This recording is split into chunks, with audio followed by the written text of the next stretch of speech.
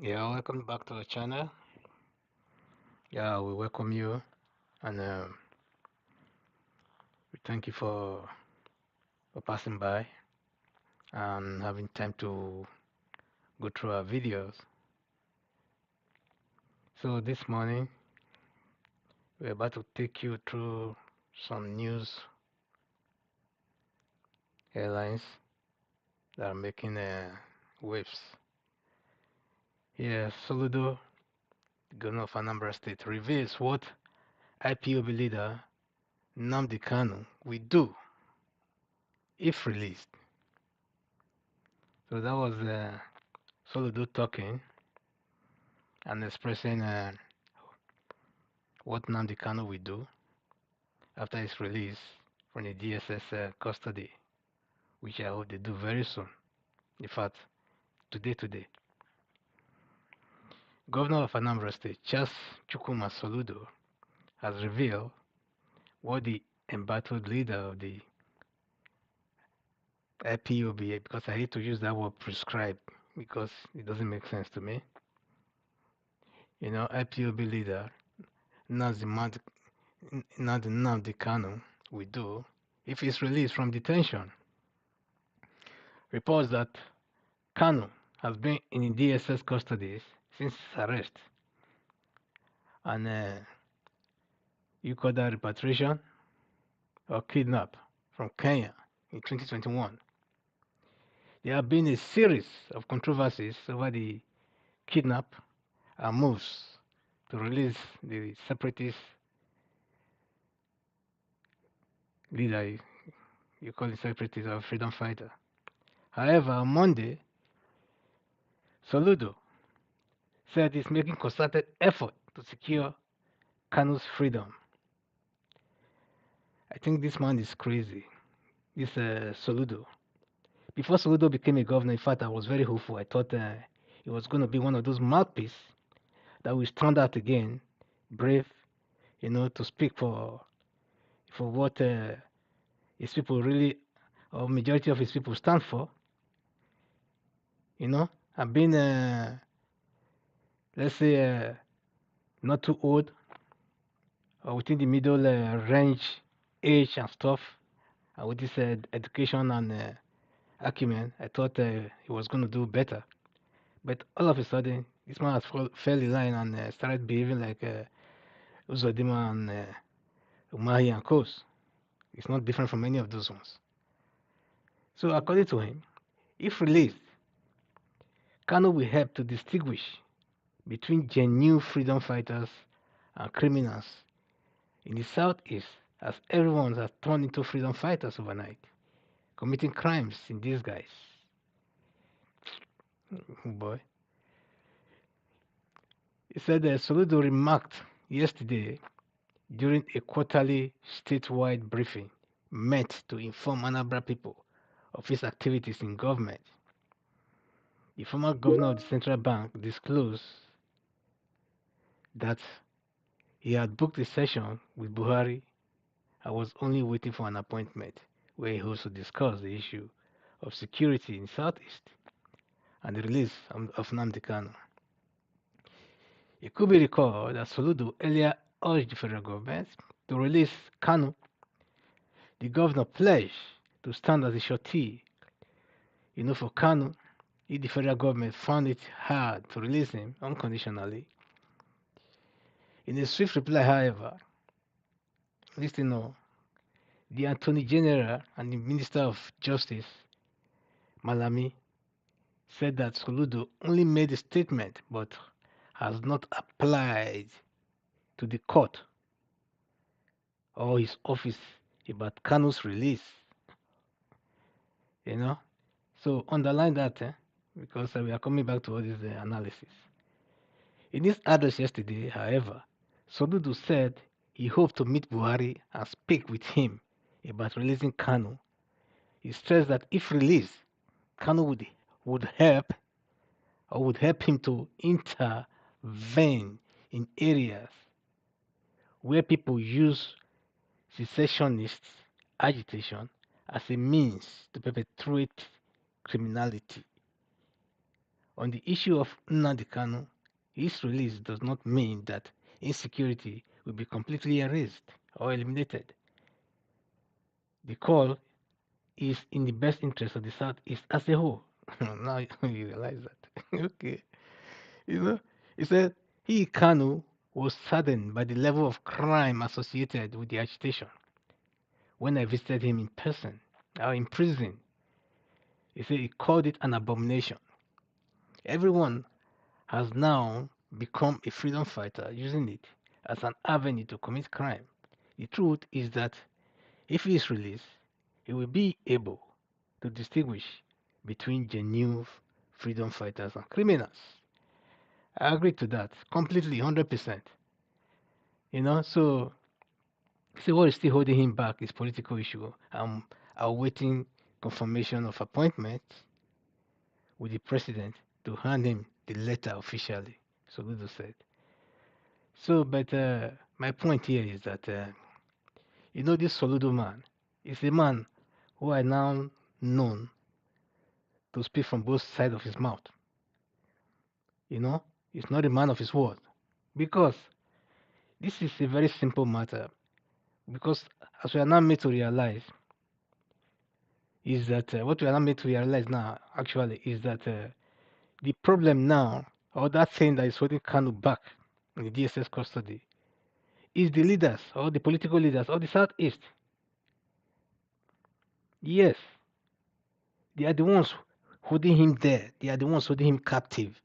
Apart from apart from being the ones that financed, his kidnap from Kenya, they are still the one holding him there by in DSS custody, unconstitutionally.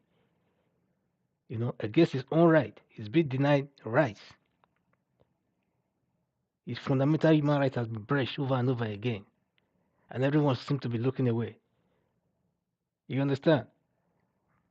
So, because if actually Soludo or any other governor or political leader from the southeast want Nnamdi Kanu out of that DSS dungeon, he would have just done the wisest thing.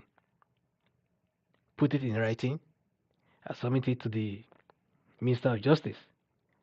Like the Minister of Justice just said, rightly said, this man is just talking, just making noise, to the media, or, playing to the media and stuff like that. That he has not done anything official to that effect. So neither has he, rejected anything that has not been asked for or applied for. So you can just imagine that. All they need is a shorty, someone they can hold responsible.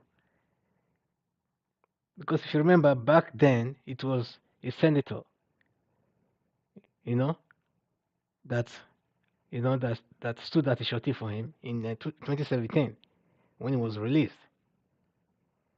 Then before this army and killers invaded his father's compound, and killed over 27 people there. Youths were murdered and their dead body taken away. And he managed to escape, and his father also managed to escape. That was the palace, ladies and gentlemen, that they invaded. Can you imagine somebody invading the palace of, what do you call him, Sultan of Sokoto, and killing even one person? Instead of, talking of killing 20 something people, youths for that matter, just because they want to arrest one person. It's not like you want to arrest the king himself that has committed the crime. No, the king did not commit any crime. He wanted to commit, to to arrest a son of a king. Then you end up killing 20 something people. They came there with armored tanks and everything, which means they were not there for peace. In fact, they would have killed not the Kanu's father and even mother, you know, with that single raid. But somehow, maybe they were not home, but somehow Nnamdi Kanu managed to escape. It's his house. So, when something like that comes, they know what they were supposed to do. But somehow they escaped. If not, we would have been saying something else today. No one would have really know what happened. They would have just kill everybody there, level the whole place down, pour sand on it and stuff like that. I started maybe come on and start telling stories to selling other stories to the public. So, but thank God he's still alive. He's in their custody right now. But sooner or later, they know their time is up. So whatever thing that this man is trying to do now is just to he's trying to do everything just to save face because he knows Buhari time is up. If Buhari did not release him, definitely the new government that comes in will release him because this man is just a political prisoner of conscience. They have no moral ground to be holding him right now. In fact, this man already won a case in the court that the federal government should pay for compensations and financial compensations and things like that. For the emotional and psychological you know trauma that it caused him and his family. And don't forget that this thing led to the death of his mother and father. A year or two later, or so many years later. So what I'm trying to say here is that Soludo is only just using this thing to save face, just making noise. Because if he wants Kanu out, he knows what he's supposed to do or what he ought to have done. So what he's just trying to tell us now is that he has not done the main thing simply because he want to meet Buhari face to face so that he can give him the letter, give him the letter, in person.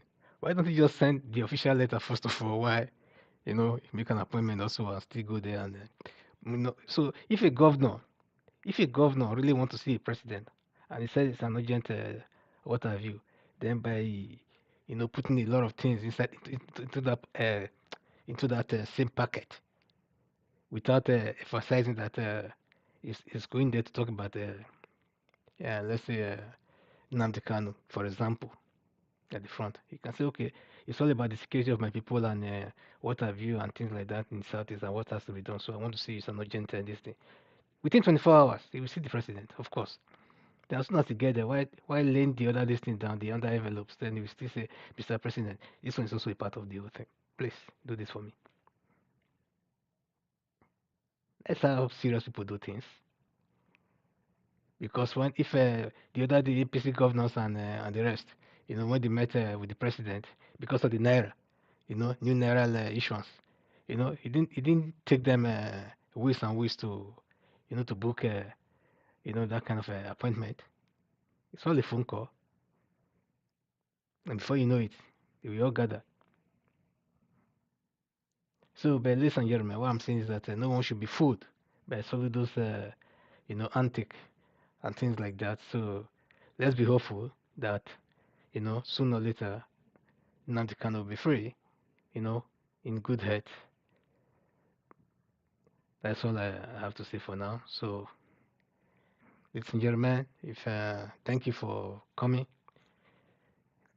Thank you to those who has already subscribed, and for those who have not, please do, because by doing that you're helping us to spread the message and giving us that encouragement to keep pushing the government to do the right thing.